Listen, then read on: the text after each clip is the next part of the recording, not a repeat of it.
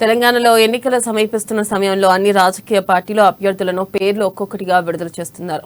ఇక ఖమ్మం జిల్లాలో పాలేరు నియోజకవర్గం నుండి సామాజిక సమీకరణలు, నియోజకవర్గం అభివృద్ధిపై సమగ్రమైన అవగాహనతో వచ్చే ఎన్నికల్లో పోటీకి సై అంటున్న బీఎస్పీ పాలేరు అభ్యర్థి అలిక వెంకటేశ్వరరావుతో మా ప్రతినిధి ఉపేందర్ ఫేస్ టు ఫేస్.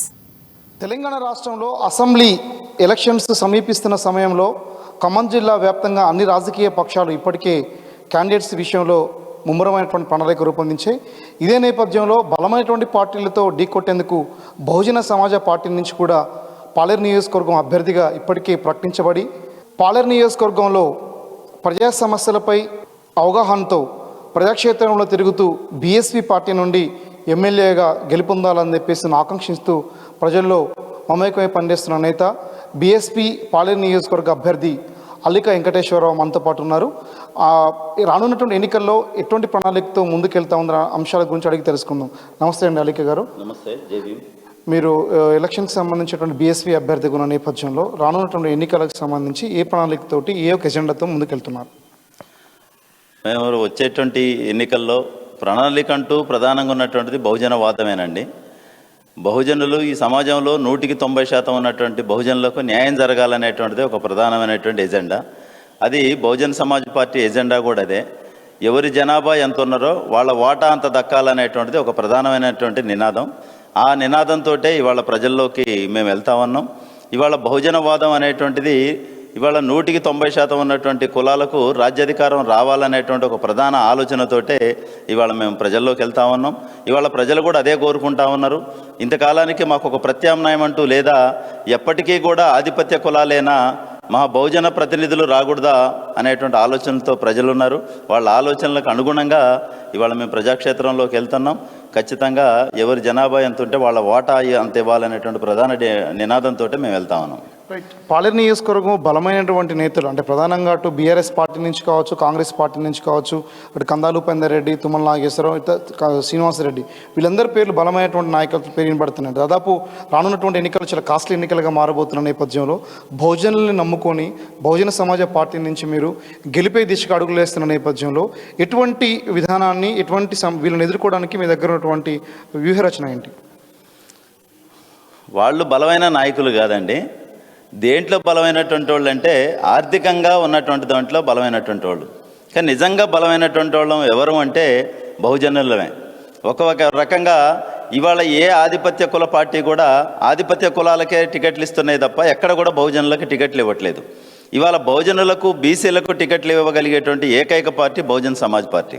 అందుకనే పాలేరు నియోజకవర్గంలో బలమైన నాయకులు ఎవరు అంటే బహుజన సమాజ్ పార్టీకి సంబంధించినటువంటి వాళ్ళే బలమైన నాయకులు అవుతారు తప్ప తుమ్మల నాగేశ్వరరావు బలమైన నాయకుడు కాదు, కందాల ఉపేందర్ రెడ్డి బలమైన నాయకుడు కాదు. ఎందుకంటే ఇంతకాలం మా బహుజనులు ఎవరు కూడా ఒక ప్రజాప్రతినిధిగా నిలబడాలని ముందుకు రాకపోవటం వల్ల ఆ 2 కులాలకు సంబంధించినటువంటి వాళ్ళే మేము బలమైనటువంటి వాళ్ళం అనుకున్నారు. ఏ వృక్షం లేని చోట ఆముదమే మహావృక్షం అన్నట్టు ఇంతకుముందు ఏ నాయకుడు లేని చోట వాళ్లే పెద్ద నాయకులు అయ్యారు తప్ప వాళ్ళు బలమైన నాయకులని మేము అనుకోవట్లేదు. రైట్. ఇదే సందర్భంలోనే అంటే ప్రధానంగా ఇప్పటివరకు ఖమ్మం జిల్లా రాజకీయ చరిత్రలో జనరల్ స్థానాల నుంచి గెలిచినటువంటి ప్రతి ఎమ్మెల్యే అభ్యర్థి ఆయా పార్టీ గెలిచి ఇంకో పార్టీలో మారుతున్న నేపథ్యంలో ఇప్పటికే చాలామంది రాజకీయ నాయకత్వం పార్టీలు సొంత పార్టీలు మరి వేరే పార్టీలకు చేరినటువంటి తరుణంలో బీఎస్పీ అభ్యర్థిగా రానున్నటువంటి రోజుల్లో గెలిస్తే ఎటువంటి మార్పు తీసుకురాబోతా ఉన్నాడు? ఎట్లాంటి సమస్యల మీద స్పందించి ప్రజల్లోకి వెళ్ళగలుగుతాడు?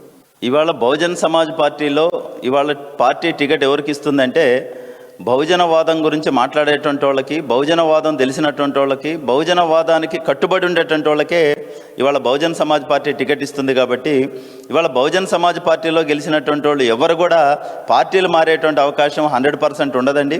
ఎందుకంటే గెలిపే ధ్యేయంగా వచ్చినటువంటి వాళ్ళకి పార్టీ టికెట్లు ఇవ్వట్లేదు.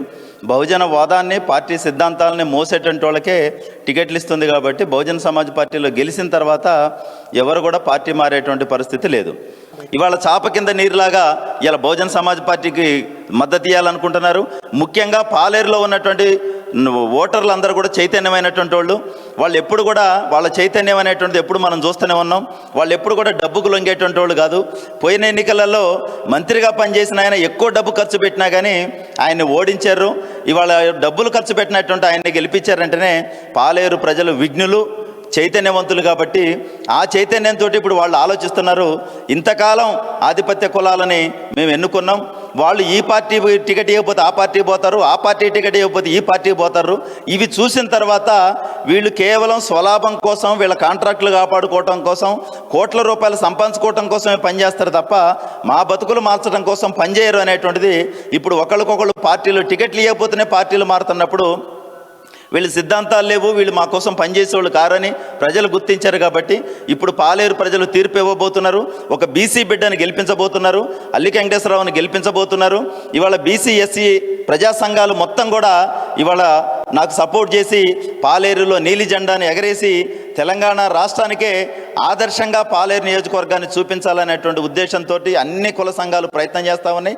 నిజంగా వాళ్ళందరూ కూడా ఆ నమ్మకంతో నా వెనక నాకు సపోర్ట్ చేస్తున్నందుకు నేను వారందరికీ కూడా పేరు పేరున జైభీం తెలియజేస్తున్నా. ఖచ్చితంగా వాళ్ళ నమ్మకాన్ని వమ్ము చేయకుండా నేను పాలేరు నియోజకవర్గాన్ని రాష్ట్రంలోనే రాబోయే రోజుల్లో నెంబర్ 1 స్థానంలో నిలబెడతా. ప్రతి ఓటరు ఇంటికి ఒక పెద్ద కొడుకులాగా నేను బ్రతుకుతా అని చెప్పి నేను ఖచ్చితంగా హామీ ఇస్తా ఉన్నాను.